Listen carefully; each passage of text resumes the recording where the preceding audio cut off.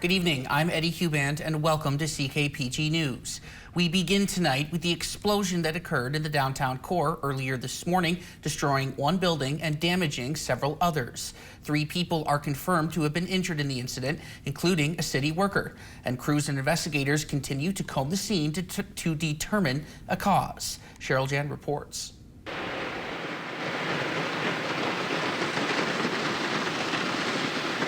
At precisely 7:01 this morning, an explosion so intense it blew windows out in neighboring businesses, wiped out the former Achillean restaurant at the corner of 4th and Dominion. It was a building that had been vacant for more than 10 years. Yeah, early this morning, right at 7 o'clock, most of Prince George, in fact, felt a large explosion that originated in a building on the corner of 4th Avenue and Dominion Street, right behind us. The explosion did level the building, which thankfully has been abandoned and empty for quite some time. So there's nothing current going on in there. We need help. Northern Health has confirmed 3 people were transported to hospital this morning, only one of whom had serious injuries. Witnesses say one of the injured was a city worker who sustained burns and a concussion. One person is being moved into what is called urgent care and is in critical condition. 2 people are in fair condition and are expected to be admitted for further assessment overnight, says Northern Health. The investigation is underway, but police say it is far too early to determine a cause for the explosion. The fire is being treated as suspicious currently by RCMP, so we will also be on scene for an extended period of time. We will have to hold this scene on the corner of the building or where the building is specifically, until it is safe for our fire investigators to enter the premises. Prince George Fire Rescue say they will be on the scene for some time. This time we haven't begun our investigation. We're still actioning the fire.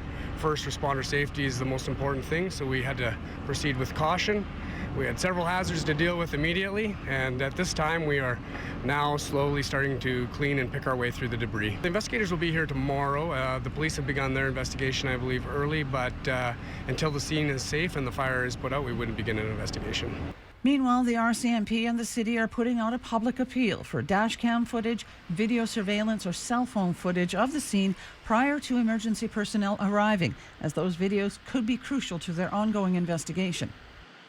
We're making a public appeal right now to anybody who has video that we have not spoken to or reached out to. So that's dash camera footage, video surveillance, or anything captured on your cell phone that could provide investigators with clues to how many people were in the building or came running from the building, who those people were, do they need medical attention right now, and also who was in the area, so that can further along our investigation. Police are asking people to stay clear of the area. Anyone with information is asked to contact RCMP. Cheryl Jan, CKPG News. All right, and with more on this developing story, Cheryl Jan is on scene live reporting with the Mayor of Prince George, Simon Yu, and we're going to throw it down to them now. Cheryl, what do you have for us? Well, thank you, Eddie. Well, I'm here with Mayor Simon Yu. Mayor Yu, what you see behind you must be just devastating. Yeah, another fire of our downtown. So another empty hole for next little while. I think we have reached a tipping point of the situation downtown.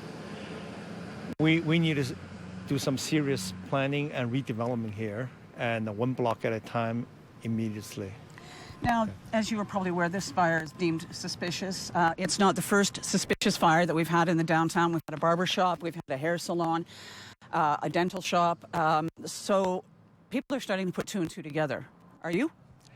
Well, I'm not going to put a conclusion until I hear from the fire chief and the RCMP to give me a report. But the statistics certainly is pointing into some very, very dangerous territory. And empty building with no eye on the ground, and it's not good from a public safety point of view. And I feel very, very bad for the local business here. And today I feel particularly sad for the people who got injured. The 3 citizens got injured. 1 is our employees, and I have received a lot of sympathy calls from our MLAs. Yeah, and then we just feel bad. We gotta have some serious thinking to do next few days and put some plan together and reverse the situation. Like you referenced, one of the injured folks was a city worker. She wasn't even in the building. What's your message to her? She was airvac'd out to Vancouver. She's in stable condition, but what's your message to her? Our prayer is with you, with your family, and we wish you a speedy recovery. And we will wait for you, and we'll delay the Staff Appreciation Day tomorrow and day after. Wait till your safe return. Now, some of the businesses in the downtown, they won't be opening for a very long time because their windows are smashed out. You're a businessman. You know what a blow that is. When you're one day down really hurts. And what's your message to them? I'm sorry. Together, we have to do better. And we must do better. And the action is now. The tipping point has reached. Thank you. That's Simon Yu. Back to you, Eddie.